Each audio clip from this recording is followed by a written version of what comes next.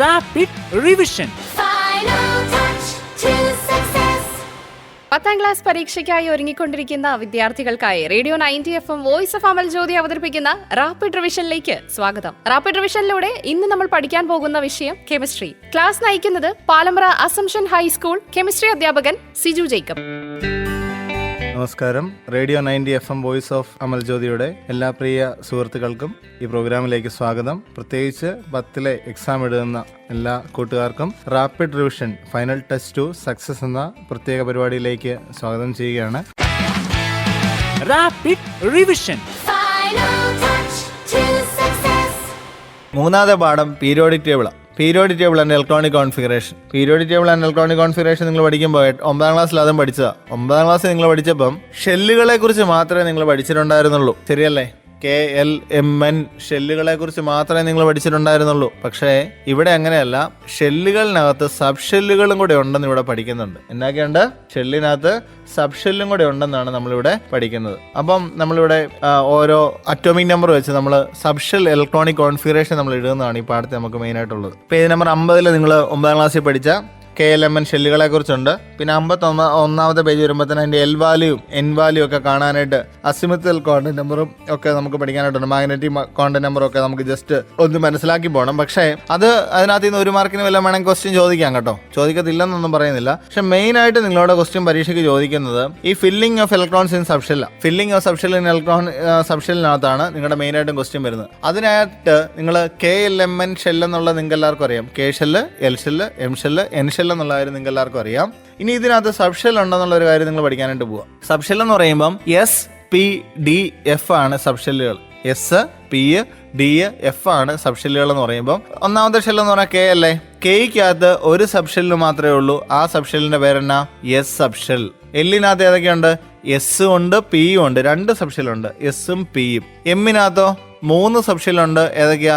S ഉം P യും D യും. എന്നിനകത്ത് ഏതൊക്കെയുണ്ട്? S, P, D, F 4 സബ്ഷെല്ലുകളുണ്ട്. അപ്പോൾ ഒന്നുകൂടെ പറയാം. Kയ്ക്കകത്ത് ഒരു സബ്ഷെല്ല് S, എല്ലിനകത്ത് S ഉം P യും, എമ്മിനകത്ത് SPD, പിന്നെ വേറെ KLMN, എന്നിനകത്തോ SPDF. അങ്ങനെ 4 സബ്ഷെല്ലുകളും ഇതിനകത്തുണ്ടെന്നുള്ളൊരു കാര്യം കൂടെ നമ്മളൊന്ന് മനസ്സിലാക്കി വെക്കുക. ഓക്കെ അല്ലേ? ഇനി നമ്മൾ പേര് കൊടുക്കാനായിട്ട് സബ്ഷെൽ ഇലക്ട്രോണിക് കോൺഫിഗറേഷൻ എഴുതാനായിട്ട് പോവാം. സബ്ഷെൽ ഇലക്ട്രോണിക് കോൺഫിഗറേഷൻ എഴുതുമ്പോൾ ഒരു കാര്യം നമ്മൾ മനസ്സിലാക്കി വെക്കണം. ഈ ഓരോ സബ്ഷെല്ലിനകത്ത് മാക്സിമം കൊള്ളുന്ന ഇലക്ട്രോണുകളുടെ നമ്പർ ഉണ്ട്. എന്ന് പറഞ്ഞാൽ ആറ്റോമിക് നമ്പർ നമുക്ക് ക്വസ്റ്റ്യൻ പേപ്പറിൽ തരുമെന്ന് കൂട്ടിക്കോ, കുറച്ചെണ്ണത്തിന് കാണാൻ പഠിച്ചു വെക്കണം. എന്നാലും നമ്മൾ കൃത്യമായിട്ട് നമ്മളൊന്ന് മനസ്സിലാക്കി വെക്കുക, ഓരോ സബ്ഷെല്ലിലും കൊള്ളുന്ന ഇലക്ട്രോൺസിന്റെ മാക്സിമം എണ്ണമുണ്ട്. ഉദാഹരണം പറഞ്ഞാൽ S എന്ന് പറയുന്ന സബ്ഷെല്ലിനകത്ത് 2 ഇലക്ട്രോണുകൾ മാത്രമേ മാക്സിമം കൊള്ളുള്ളൂ. S എന്ന് പറയുന്ന ഇലക്ട്രോണിനകത്ത് മാക്സിമം എത്ര എണ്ണം കൊള്ളും? 2 ഇലക്ട്രോണുകൾ മാത്രമേ കൊള്ളുള്ളൂ. Pയ്ക്കകത്ത് 6 എണ്ണം കൊള്ളും. Pയ്ക്കകത്ത് എത്ര എണ്ണം കൊള്ളും? 6 എണ്ണം കൊള്ളും. Sനകത്ത് 2 എണ്ണം മാക്സിമം കൊള്ളും. Pയ്ക്കകത്ത് മാക്സിമം കൊള്ളുന്നത് എത്രയാ? 6 എണ്ണം കൊള്ളും. Dയ്ക്കകത്ത് മാക്സിമം കൊള്ളുന്നത് 10 എണ്ണമാണ്. Fനകത്ത് മാക്സിമം കൊള്ളുന്നത് 14 എണ്ണമാണ്. ഇതിൽ കൂടുതൽ കൊള്ളാൻ പറ്റത്തില്ല. ഇനി കുറവേ ഉള്ളെങ്കിൽ അവിടെ കൊണ്ട് തീരും. അതിനായിട്ട് ഇതിന്റെ സബ്ഷെൽ ഇലക്ട്രോണിക് കോൺഫിഗറേഷൻ എഴുതാനായിട്ട് വലിയ പാടൊന്നുമില്ല പിള്ളേരെ. 56ാമത്തെ പേജിൽ ഇതിന്റെ ഒരു ഓർഡർ കിടപ്പുണ്ട്. ഒരു എനർജി ലെവൽ അനുസരിച്ച് വേണം ഇതിനകത്ത് ഇത് നമ്മൾ ഫില്ല് ചെയ്യാനായിട്ട്. ഉദാഹരണം പറഞ്ഞാൽ ഈ 1s 2s എന്ന് വന്നാൽ എങ്ങനെയാണെന്ന് എല്ലാവർക്കും അറിയാമായിരിക്കുമല്ലോ. ഒന്നാമത്തെ ഷെല്ലിനകത്ത് ഒരു സബ് ഷെല്ല് മാത്രമേ ഉള്ളത് കൊണ്ടാണ് 1s മാത്രം വന്നേ. ഒന്നാമത്തെ ഷെല്ല് 1s. രണ്ടാമത്തെ ഷെല്ലിനകത്ത് 2s. രണ്ടാമത്തെ ഷെല്ലിനകത്ത് എന്ന് പറഞ്ഞാൽ KL അല്ലേ? ഏതൊക്കെ പറ്റും? S ഉം പറ്റും, P യും പറ്റും. ഇപ്പൊ രണ്ടാമത്തെ ഏതാ? അപ്പം 1s കഴിഞ്ഞ് 2s ഉം 2p യും പറ്റും, 3s ഉം 3p യും 3d യും പറ്റും. അതിങ്ങനെ 3p യും 3d യും പറ്റുന്നേ? മൂന്നാമത്തേനകത്ത് 3 എണ്ണം പറ്റും അല്ലേ? ഓക്കെ, അങ്ങനെ നമുക്ക് ഫില്ല് ചെയ്ത് പോകാനായിട്ട് പറ്റും. അപ്പൊ ഇത് 56ാമത്തെ പേജിൽ നിങ്ങൾക്ക് ഇതിന്റെ ഒരു ഓർഡർ കിടപ്പുണ്ട്. ഓർഡർ എന്ന് പറയുന്നത് എല്ലാവരും ശ്രദ്ധിച്ചോണേ. ആ ഓർഡർ എന്ന് പറയുന്നത് എനർജി ലെവൽ അനുസരിച്ചാണ്. എനർജി ലെവൽ അനുസരിച്ച് പോകുമ്പം എല്ലാവർക്കും 1s 2s 2p 3s 3p കഴിഞ്ഞിട്ട് എല്ലാവരും 3d അങ്ങോട്ട് എഴുതി വെക്കും. 3p കഴിഞ്ഞിട്ട് 3d അല്ല എഴുതേണ്ടത്. 3p കഴിഞ്ഞിട്ട് നമ്മൾ ഏതാ എഴുതേണ്ടേ? 3p കഴിഞ്ഞിട്ട് നമ്മൾ 4s എഴുതേണ്ടി. ഇനി അല്ലാതെ എഴുതിയാലും നിങ്ങൾക്ക് ചിലപ്പോൾ മാർക്ക് കിട്ടുമെന്ന് കൂട്ടിക്കുക. പക്ഷേ ബ്ലോക്കും ഒക്കെ കണ്ടുപിടിക്കേണ്ടി വരുമ്പോൾ നിങ്ങളുടെ ആൻസർ തെറ്റിപ്പോകാനുള്ള സാധ്യതയുണ്ട്. അതുകൊണ്ട് നിങ്ങളെല്ലാവരും ഈ ഒരു മെത്തേഡിൽ തന്നെ എനർജി ലെവൽ അനുസരിച്ച് തന്നെ നിങ്ങളെ ആൻസർ ചെയ്യുവാണെങ്കിൽ നിങ്ങൾക്ക് ഫുൾ മാർക്ക് ഇതിന് മേടിക്കാനായിട്ട് പറ്റും. ഈ എനർജി ലെവൽ ഇത് പഠിച്ചു വെക്കാനുണ്ടോ? വല്ല പാടുണ്ടോ? 1s 2s 2p 3s 3p 4s 3D, 4P, 5S, 5S കഴിഞ്ഞ് ഏതാന്ന് നോക്കി, 5S കഴിഞ്ഞിട്ട് 4D, 5P, 6S. ഇത്രയൊക്കെ മതി, അതിൽ കൂടുതലൊന്നും വേണ്ട. 6S ഒന്നും വേണമെന്നില്ല. അവിടം വരെയൊക്കെ പഠിച്ചു വെച്ചാൽ തന്നെ നിങ്ങൾക്ക് എല്ലാത്തിനും ആൻസർ ചെയ്യാനായിട്ട് പറ്റും. ഇനി നമ്മൾ ഒരെണ്ണത്തിന് ആൻസർ നമുക്ക് ചെയ്യാം. 56ാമത്തെ പേജിൽ ബെർലിയം അല്ലെങ്കിൽ കാർബൺ തന്നെ എടുത്തേക്കാം. നമ്മൾ ഇത്ര നേരം കാർബൺ അല്ല പറഞ്ഞിട്ടുള്ളത്. കാർബണിന്റെ അറ്റോമിക് നമ്പർ എത്രയാ? 6 ശരിയല്ലേ? കാർബണിന്റെ അറ്റോമിക് നമ്പർ എത്രയാ? 6. അപ്പൊ അതെങ്ങനെ ഫില്ല് ചെയ്യാം? ഒന്നാമത്തെ 1s, എസിനകത്ത് എത്ര എണ്ണം മാക്സിമം കൊള്ളും? 2 എണ്ണേ മാക്സിമം കൊള്ളുള്ളൂ, ശരിയല്ലേ? അപ്പോൾ 1s2. അപ്പോൾ 1ന്റെ കഴിഞ്ഞല്ലോ, ഇനി അടുത്ത് എങ്ങോട്ട് പോകണം? 2ലേക്ക് പോകണം. 2-നകത്തും ആദ്യം എഴുതുന്ന എസ് തന്നെയല്ലേ? അപ്പോൾ 1s2, 2s2. ഇപ്പൊ എത്ര എണ്ണമായി? മേളത്തെ രണ്ടുകൂടെ കൂട്ടുമ്പോൾ 1s2, 2s2, 2 4ആയി, ശരിയല്ലേ? ഇനി എത്രയും കൂടെ വേണം 6 ആകാനായിട്ട്? 4ആയി. ഇനി 6 ആകാനായിട്ട് 2 കൂടെ പോരെ? 1s2, 2s2 കഴിഞ്ഞ് 2p. അപ്പോൾ 2p 6 വരെ എഴുതണോ? വേണ്ട. പിന്നെ എത്ര എഴുതിയാൽ മതി? 1s2, 2s2, 2p2 എന്നോട് എഴുതിയാൽ നമ്മുടെ പ്രശ്നം കഴിഞ്ഞു. 1s2, 2s2, 2p2 എന്നോട് എഴുതിയാൽ നമുക്ക് ഫില്ല് ചെയ്യാനായിട്ട് പറ്റും. അങ്ങനെ അറ്റോമിക് നമ്പർ ഉണ്ടെങ്കിൽ നമുക്ക് എല്ലാത്തിനും ഇലക്ട്രോണിക് കോൺഫിഗറേഷൻ നമുക്ക് എഴുതാനായിട്ട് പറ്റും. പക്ഷേ ഒരു കാര്യം, ക്രോമിയത്തിൻ്റെയും കോപ്പറിന്റെ എഴുതുമ്പോൾ തന്നെ ഒരു ചെറിയ വ്യത്യാസമുണ്ട്. കോപ്പറിന്റെയും ക്രോമിയത്തിൻ്റെ എഴുതുമ്പോൾ ചെറിയ വ്യത്യാസമുണ്ട്. കോപ്പറിന്റെ അറ്റോമിക് നമ്പർ എന്ന് പറയുന്നത് 29. അത് എഴുതി പോകുമ്പം സാധാരണഗതിയിൽ എഴുതുവാണെങ്കിൽ നിങ്ങൾ എഴുതുമ്പം 1s2, 2s2, 2p6, 3s2, 3p6, 4s2, 3d9 എന്ന് എഴുതും അല്ലേ? പക്ഷെ അങ്ങനെ എഴുതരുത്. 3d9 എഴുതുക അങ്ങനെ സാധാരണ രീതിയിൽ എഴുതി പോകേണ്ടത് അങ്ങനെയാണ്. പക്ഷേ എനർജി ലെവൽ അനുസരിച്ച് അങ്ങനെ എഴുതേണ്ടത്. പക്ഷെ അങ്ങനെയല്ല എഴുതേണ്ടത്. കാരണം നമ്മൾ സ്റ്റേബിളായിട്ട് നിൽക്കണമെങ്കിൽ എപ്പോഴും ഫുള്ളായിട്ട് ഫില്ല് ചെയ്ത് നിൽക്കുക അല്ലെങ്കിൽ ഹാഫ് ഫിൽഡ് ആയിട്ട് നിൽക്കുകയോ ചെയ്തെങ്കിൽ ഇത് മോർ സ്റ്റേബിളാണ്. അപ്പോൾ മാക്സിമം ഇത് 10 ആയിട്ട് നിൽക്കാനായിട്ടോ അല്ലെങ്കിൽ 5 ആയിട്ട് നിൽക്കാനായിട്ട് തോന്നുന്നു. അതുകൊണ്ടാണ് ഈ കോപ്പറിനും ക്രോമിയത്തിനും മാത്രം ഒരു വ്യത്യാസം ഉണ്ടെന്ന് പറയാനായിട്ടുള്ളൊരു കാരണം. അപ്പോൾ ഈ കോപ്പറിൻ്റെ അറ്റോമിക് നമ്പർ 29 അല്ലേ? കോപ്പറിൻ്റെ അറ്റോമിക് നമ്പർ 29 ആണെങ്കിൽ അതെങ്ങനെ എഴുതാം? 1s2, 2s2, ഫുൾ ഫിൽഡ് എന്ന് പറഞ്ഞാൽ 10 അല്ലേ? ഡിക്കകത്ത് നിറഞ്ഞു നിൽക്കണേ 10 വേണ്ടി നിങ്ങൾക്ക് അറിയാമല്ലോ. അപ്പോൾ എങ്ങനെ എഴുതാം? 1s2, 2s2, 2p6, 3s2, 3p6, 4s1 ആക്കിക്കൊണ്ട് 3d10 ആക്കണം. അല്ലാതെ ചുമ്മാ 3d10 ആക്കിയാൽ അറ്റോമിക് നമ്പർ എത്ര? 30 ആയിട്ട് പോകും. അറ്റോമിക് നമ്പർ വ്യത്യാസം വരുത്താൻ പറ്റുമോ? പറ്റത്തില്ല. അപ്പോൾ എന്നാ ചെയ്യണം? 4s1 ആക്കിക്കൊണ്ട് 3d10 ആക്കിയാൽ ഈ പ്രശ്നം പരിഹരിക്കും. അങ്ങനെയാണെങ്കിൽ ക്രോമിയത്തിന് എങ്ങനെ എഴുതാം? 24 എങ്ങനെ എഴുതാം? 1s2, 2s2, 2p6, 3s2, 4s1, 3d5 എന്നാക്കണം. 4s1, 3d5 എന്നാക്കിയാൽ chromium എഴുതാം. ഈ രണ്ടെണ്ണത്തിന് മാത്രമേ വളരെ വ്യത്യാസമുള്ളൂ, വേറെ ഒന്നിനും വ്യത്യാസമില്ല. അതുകൊണ്ട് ഇത് നമുക്ക് സിമ്പിളായിട്ട് ഇലക്ട്രോണിക് കോൺഫിഗറേഷൻ എഴുതി മാർക്ക് മേടിക്കാനായിട്ട് പറ്റും. പിന്നെ ഇലക്ട്രോണിക് കോൺഫിഗറേഷൻ നമ്മൾ മുമ്പേ പറഞ്ഞു പാർട്ടായിട്ടായിരിക്കും ക്വസ്റ്റ്യൻ വരുന്നത് അല്ലേ? പാർട്ടായിട്ട് ക്വസ്റ്റ്യൻ വരുമ്പോൾ അറ്റോമിക് നമ്പർ ഒരെണ്ണം തന്നിട്ട് അല്ലെങ്കിൽ ഇലക്ട്രോണിക് കോൺഫിഗറേഷൻ തന്നിട്ട് അറ്റോമിക് നമ്പർ കണ്ടുപിടിക്കാൻ പാടുണ്ടോ? ഇലക്ട്രോണിക് കോൺഫിഗറേഷൻ നിങ്ങൾക്ക് തന്നിട്ട് അതിൻ്റെ അറ്റോമിക് നമ്പർ എത്രയാണെന്ന് ചോദിച്ചാൽ കണ്ടുപിടിക്കാൻ പാടുണ്ടോ? ഒരു പാടുമില്ല. എന്നാ ചെയ്താൽ മതി? ആ മേളിലുള്ള സംഖ്യകളെല്ലാം കൂടെ കൂട്ടി നോക്കിയാൽ എന്നാ കിട്ടും? 1s2 എന്നുള്ള മേളത്തെ സംഖ്യകളെല്ലാം കൂടെ കൂട്ടി നോക്കിയാൽ നിങ്ങൾക്ക് അറ്റോമിക് നമ്പർ കിട്ടും, ശരിയല്ലേ? അങ്ങനെ ചെയ്യാൻ പറ്റും. ഇനി നിങ്ങൾക്ക് B part, C part, D പാർട്ടിലൊക്കെ ചോദിക്കാൻ സാധ്യതയുള്ള ബ്ലോക്ക് ഏതാണെന്ന് ചോദിക്കും, ഗ്രൂപ്പ് ഏതാണെന്ന് ചോദിക്കും, പിന്നെ വേറെ എന്നാ പീരീഡ് ഏതാണെന്ന് ചോദിക്കും. ഇത് മൂന്നൂടെ നിങ്ങൾക്ക് ഇതിനകത്ത് ചോദിക്കാൻ സാധ്യതയുള്ളൂ. ഇതൊന്നും ഒരു പാടുമില്ല. പീരീഡ് കണ്ടുപിടിക്കുക എന്ന് പറഞ്ഞാൽ എന്നാണെന്നറിയോ പിള്ളേരെ? പീരീഡ് കണ്ടുപിടിക്കാണ്ട് ഒരു പാടുമില്ല. നിങ്ങൾക്ക് 1s2, 2s2, 2p6 അങ്ങനെ നിങ്ങൾ എഴുതി പോയില്ലേ? ഈ 1 എന്ന് പറയുന്ന ഒന്നാമത്തെ ഷെല്ലാണല്ലോ. നിങ്ങളിപ്പോൾ സബ്ഷെല്ലാണ് എഴുതുന്നെങ്കിലും 1 എന്ന് എഴുതിയെങ്കിൽ ഒന്നാമത്തെ ഷെല്ല്, 2 എന്ന് എഴുതുന്നത് രണ്ടാമത്തെ ഷെല്ല്, 3 എന്ന് എഴുതുന്ന മൂന്നാമത്തെ ഷെല്ല്, 4 എന്ന് എഴുതുന്ന നാലാമത്തെ ഷെല്ല്. അത് ഷെൽ നമ്പർ അല്ലേ? അപ്പോൾ ഏറ്റവും വലിയ ഷെൽ നമ്പർ ഏതാണോ അതിനെയാണ് നമ്മൾ എന്നാ പറയുന്നത്? പീരീഡ് എന്ന് പറയുന്നത്. ഉദാഹരണം പറഞ്ഞാൽ ഇപ്പം ക്രോമിയത്തിൻ്റെ എഴുതിയപ്പം നിങ്ങൾക്ക് 4s2, 4s1, 3d10 വരെ വന്നു. കോപ്പറിൻ്റെ എഴുതിയപ്പം 4s1, 3d10 വരെ വന്നായിരുന്നു, ശരിയല്ലേ? അങ്ങനെയാണെങ്കിൽ 4s വന്നപ്പോൾ ഏറ്റവും അവിടുത്തെ ഷെൽ നമ്പർ ഏറ്റവും വലുത് 4 അല്ലേ? 4 ആണെങ്കിൽ ഇവിടുത്തെ പീരീഡ് നമ്പർ ഏതാ? 4 ആണ് ഇവിടുത്തെ പീരീഡ് നമ്പർ, ശരിയല്ലേ? അങ്ങനെയാണെങ്കിൽ ഇവിടുത്തെ ബ്ലോക്ക് എങ്ങനെ കണ്ടുപിടിക്കും? ബ്ലോക്ക് കണ്ടുപിടിക്കാണ്ട് ഒരു പാടുമില്ല. എങ്ങനെയാണെന്നറിയാമോ? ലാസ്റ്റത്തെ ഇലക്ട്രോൺ ഫില്ല് ചെയ്തിരിക്കുന്നത് എവിടെയാണെന്ന് നോക്കിയാൽ മതി. ഇപ്പം ക്രോമിയത്തിൻ്റെ എടുക്കുവാണെങ്കിൽ ക്രോമിയത്തിൻ്റെ എടുക്കുമ്പോൾ തന്നെ 3d5 തീർന്നേ. 3d5 തീർന്നെങ്കിൽ 3d5. അങ്ങനെയാണെങ്കിൽ നമ്മുടെ ബ്ലോക്ക് ഏതാ? ഡി ബ്ലോക്കാണ്. ഏതാ? D block. ലാസ്റ്റത്തെ ഇലക്ട്രോൺ ഫില്ല് ചെയ്തിരിക്കുന്ന ഏത് ബ്ലോക്കിലാണെന്ന് നോക്കിയാൽ നമുക്ക് അതിൻ്റെ ബ്ലോക്ക് കണ്ടുപിടിക്കാണ്ട് പറ്റും. ഇപ്പം നിങ്ങൾക്ക് എല്ലാവർക്കും പീരീഡ് കണ്ടുപിടിക്കാനായിട്ടും ബ്ലോക്ക് കണ്ടുപിടിക്കാനായിട്ടും നിങ്ങൾ പഠിച്ചു, ശരിയല്ലേ? പീരീഡ് കണ്ടുപിടിക്കാൻ പഠിച്ചു, ബ്ലോക്ക് കണ്ടുപിടിക്കാനായിട്ട് നിങ്ങൾ പഠിച്ചു. ഇനി അടുത്ത നമുക്ക് ഗ്രൂപ്പ് കണ്ടുപിടിക്കാനായിട്ടാണ്. ഗ്രൂപ്പ് കണ്ടുപിടിക്കാനായിട്ട് ഓരോന്നിനും വ്യത്യാസമുണ്ട്. അതും പാടൊന്നുമില്ല പിള്ളേരെ. എസിൻ്റെയും ബിയുടെയും ഡിയുടെയും മാത്രം മതി മെയിനായിട്ട്. എസിൻ്റെ ഗ്രൂപ്പ് കണ്ടുപിടിക്കാനായിട്ട് എസിൻ്റെ മേളിൽ മാക്സിമം പറ്റുന്ന സംഖ്യകൾ ഏതൊക്കെയാണ്? 1ഉം 2ഉം മാത്രമേ പറ്റുള്ളൂ, ശരിയല്ലേ? എന്ന് പറഞ്ഞാൽ എസിന് മാക്സിമം കൊള്ളാവുന്ന ഇലക്ട്രോണുകളുടെ എണ്ണം എന്ന് പറയുന്നത് 2. അങ്ങനെയാണെങ്കിൽ എസിന് മാക്സിമം കൊള്ളാവുന്ന ഇലക്ട്രോണുകളുടെ എണ്ണം 2 ആണെങ്കിൽ എസിന് കൊള്ളാവുന്ന 1ഉം 2ഉം മാത്രമേ പറ്റുള്ളൂ. വേറെ ഏതെങ്കിലും പറ്റുമോ? പറ്റുകയില്ല. അതുകൊണ്ട് എസിൻ്റെ ഗ്രൂപ്പ് കണ്ടുപിടിക്കുക എന്ന് പറഞ്ഞാൽ എസിൻ്റെ മേളിൽ, അതായത് അവസാനത്തെ ഇലക്ട്രോൺ ഫില്ല് ചെയ്തിരിക്കുന്നത് എസിലാണെങ്കിൽ അതിനെയാണ് എസ് ബ്ലോക്ക് നമ്മൾ പറയുന്നത്. എന്നിട്ട് എന്നാ ചെയ്യണം, അതിൻ്റെ മേളിലുള്ള നമ്പർ ഏതാണെന്ന് മാത്രം നോക്കി വെച്ചാൽ മതി. ഒരു എക്സാമ്പിൾ പറയുകയാണെങ്കിൽ എസിൻ്റെ മേളിൽ 1 ആണെങ്കിൽ അത് 1ാമത്തെ ഗ്രൂപ്പാണ്, എസിൻ്റെ മേളിൽ 2 ആണെങ്കിൽ അത് 2ാമത്തെ ഗ്രൂപ്പാണ് നമ്മൾ പറയും. ബ്ലോക്ക് ഏതാണെന്ന് കണ്ടുപിടിച്ചു.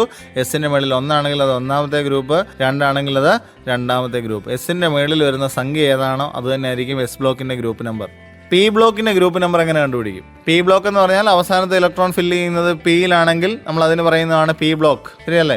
അവസാനത്തെ ഇലക്ട്രോൺ ഫില്ല് ചെയ്യുന്നത് പി ബ്ലോക്കിലാണെങ്കിൽ നമ്മൾ അതിന് പറയുന്നതാണ് പി ബ്ലോക്ക് എന്ന് പറയും. പി ബ്ലോക്കിൻ്റെ ഗ്രൂപ്പ് കണ്ടുപിടിക്കാണ്ട് തന്നെ ചെയ്യണം, അവസാനത്തെ ഇലക്ട്രോണിൻ്റെ കൂട്ടത്തിൽ എത്ര കൂട്ടണം? 12 കൂട്ടിയാൽ നമുക്ക് അതിൻ്റെ ഗ്രൂപ്പും കണ്ടുപിടിക്കാൻ പറ്റും. ഒരു എക്സാമ്പിൾ പറഞ്ഞാൽ പിയുടെ മേളിൽ 1 മുതൽ 6 വരെ സംഖ്യകൾ പറ്റും. പിയുടെ മേളിൽ 1 ആണെങ്കിൽ 1ന്റെ കൂട്ടത്തിൽ 12 കൂട്ടിയാൽ അത് എത്രാമത്തെ ഗ്രൂപ്പാ? 13ാമത്തെ ഗ്രൂപ്പ്. പിയുടെ മേളിൽ 2 ആണെങ്കിൽ അത് എത്രാമത്തെ ഗ്രൂപ്പാ? 12ും 2ഉം 14ാമത്തെ ഗ്രൂപ്പ്. പിയുടെ മേളിൽ 3 ആണെങ്കിൽ 12ഉം 3ഉം 15ാമത്തെ ഗ്രൂപ്പ്. പിയുടെ മേളിൽ 4 ആണെങ്കിൽ 16ാമത്തെ ഗ്രൂപ്പ്. അങ്ങനെ നമുക്ക് അതായത് പിയുടെ മേളത്തെ സംഖ്യയുടെ കൂട്ടത്തിൽ 12 കൂട്ടിയാൽ നമുക്ക് അതിൻ്റെ ആൻസർ നമുക്ക് ചെയ്യാനായിട്ട് പറ്റും. ഇനിയും എസിൻ്റെ ബിയുടെ മനസ്സിലായല്ലോ. ഡിയുടെ എങ്ങനെ കണ്ടുപിടിക്കും? ഡിയുടെ ക്രോമിയം കോപ്പറും ഉണ്ടെങ്കിൽ നമുക്ക് പറയാം. ഡിയുടെ എങ്ങനെ കണ്ടുപിടിക്കും? ക്രോമിയം കോപ്പറും ഡി ബ്ലോക്ക് ആണല്ലോ, എങ്ങനെ കണ്ടുപിടിക്കാം? എല്ലാവരും പഠിച്ചു വെച്ചിട്ടുണ്ടല്ലോ, ഒരു പാടുമില്ല. ഡിയുടെ മേളത്തെ സംഖ്യയും എൻ്റെ തൊട്ടിപ്പുറത്ത് തന്നെ ആയാലും ഉറപ്പായിട്ട് എന്നാ ഉണ്ടായിരിക്കും? എസ് ഉണ്ടായിരിക്കും, ശരിയല്ലേ? 4s കഴിഞ്ഞിട്ട് മാത്രമേ 3Dയിലേക്ക് കയറുള്ളൂ, ഇല്ലാതൊരിക്കലും നമ്മൾ കയറത്തില്ല. അതുകൊണ്ട് ഈ ഡിയുടെ മേളത്തെ സംഖ്യയും തൊട്ടിപ്പുറത്തെ എസിൻ്റെ മേളത്തെ സംഖ്യയും കൂടെ കൂട്ടിയാൽ നമുക്ക് എന്നാ കിട്ടും? ഡി ബ്ലോക്കിൻ്റെ ഗ്രൂപ്പ് നമ്പർ കണ്ടുപിടിക്കാം. ഒരു എക്സാമ്പിൾ പറഞ്ഞാൽ നമ്മുടെ ക്രോമിയത്തിൻ്റെ ഗ്രൂപ്പ് നമ്പർ എത്രയാണ്? 5 1 6. അങ്ങനെ 5 1 6 എന്ന് വന്നത് 3D 5ഉം 4s 1ഉം അല്ലേ? 5 1 6. കോപ്പറിൻ്റെ എത്രയായിരിക്കും? 9 1 10. മനസ്സിലായോ? സിമ്പിളായിട്ട് നമുക്ക് അതിന് ആൻസറുകൾ ചെയ്യാനായിട്ട് പറ്റും. അങ്ങനെയാണെങ്കിൽ കോപ്പറിൻ്റെ ക്രോമിയത്തിൻ്റെ കാര്യം നിങ്ങൾ പഠിച്ചു. ആ കാര്യങ്ങളെല്ലാം ഇമ്പോർട്ടൻ്റ് ആണ്. അപ്പം ബ്ലോക്ക് കണ്ടുപിടിക്കാനായിട്ട് ഗ്രൂപ്പ് കണ്ടുപിടിക്കാനായിട്ടും എല്ലാവർക്കും അറിയാം. പീരിയഡ് നമ്പർ എന്ന് പറഞ്ഞാൽ എന്നാ? ഏറ്റവും വലിയ ഷെൽ നമ്പർ.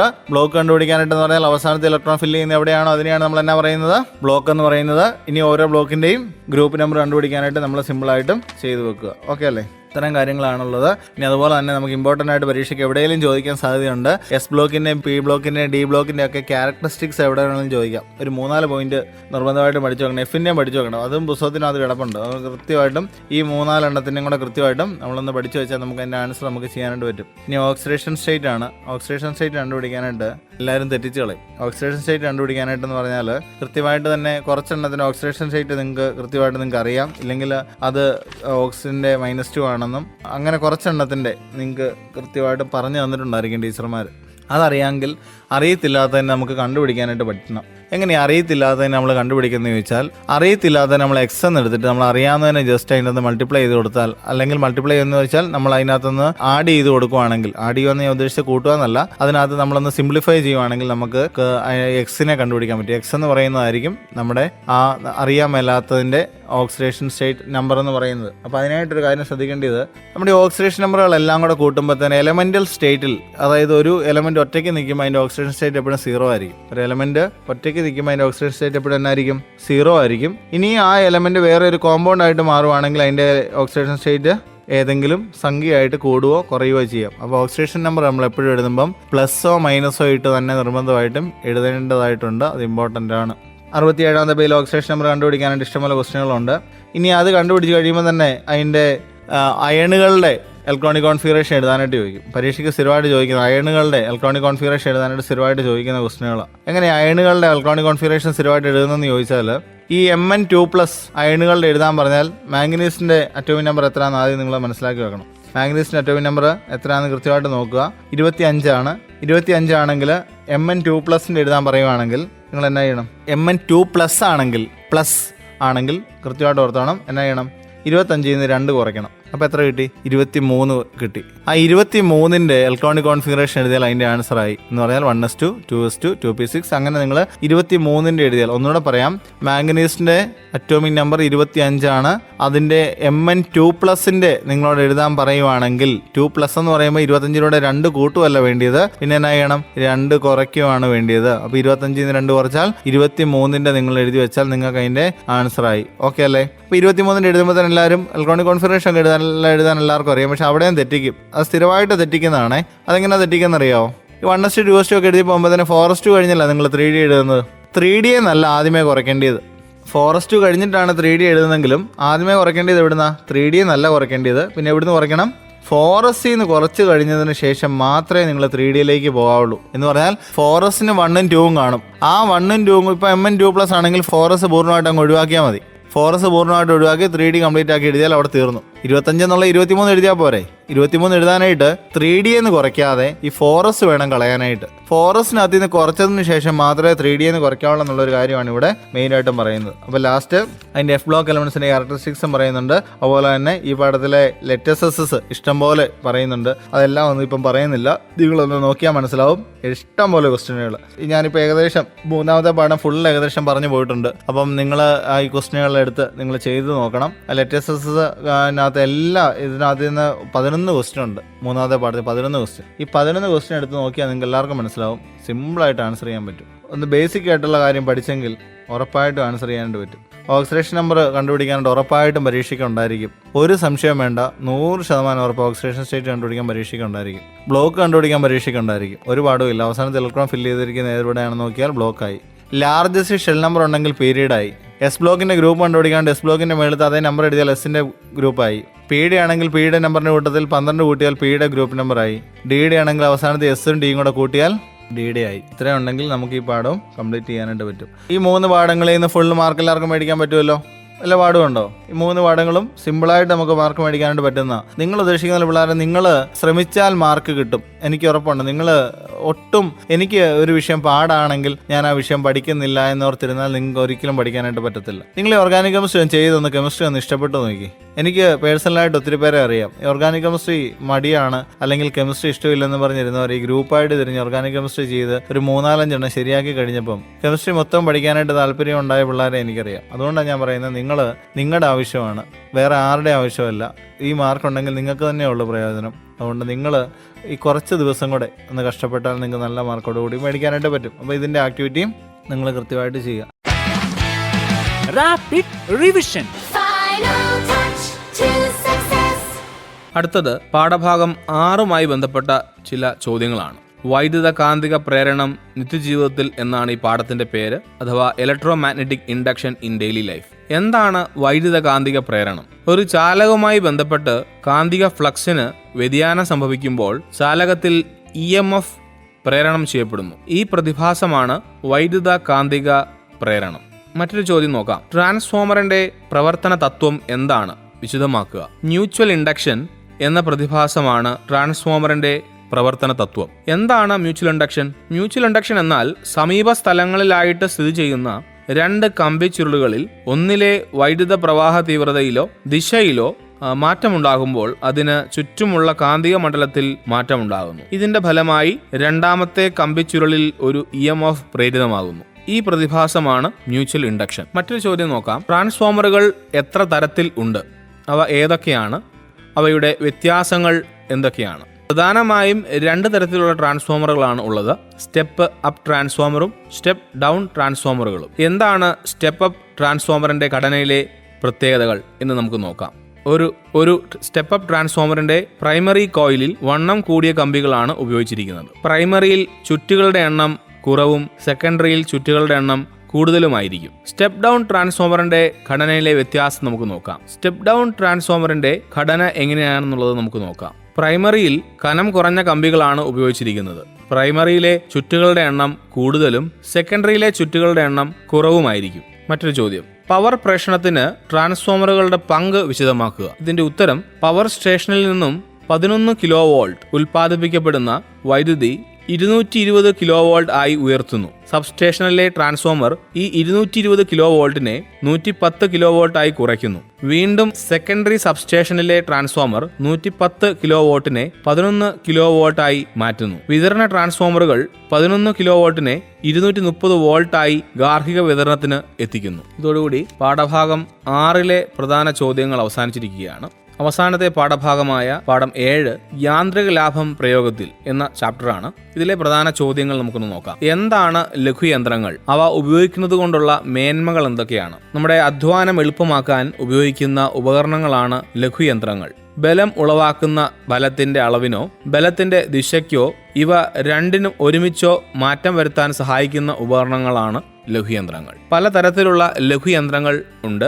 6 തരത്തിലുള്ള ലഘുയന്ത്രങ്ങളാണുള്ളത്. ഉത്തോലകം അഥവാ ലെവർ സിസ്റ്റം, കപ്പി അഥവാ പുള്ളി, അച്ചും ചക്രവും അഥവാ വീൽ ആൻഡ് ആക്സിൽ, ആപ്പ് അഥവാ വെഡ്ജ്, സ്ക്രൂ, ചെരിവ് തലം ഇവയാണ് ലഘുയന്ത്രങ്ങളുടെ പട്ടികയിൽ ഉൾപ്പെട്ടിരിക്കുന്നത്. ഈ പാഠഭാഗത്തിലെ വളരെയേറെ പ്രാധാന്യമർഹിക്കുന്ന ഒരു ഭാഗമാണ് ഉത്തോലക നിയമം. നമുക്കൊരു ചോദ്യം നോക്കാം. നാരങ്ങാഞ്ഞെക്കി ഏത് ഉത്തോലകത്തിന് ഉദാഹരണമാണ്? അതിന്റെ യാന്ത്രിക ലാഭം എത്ര?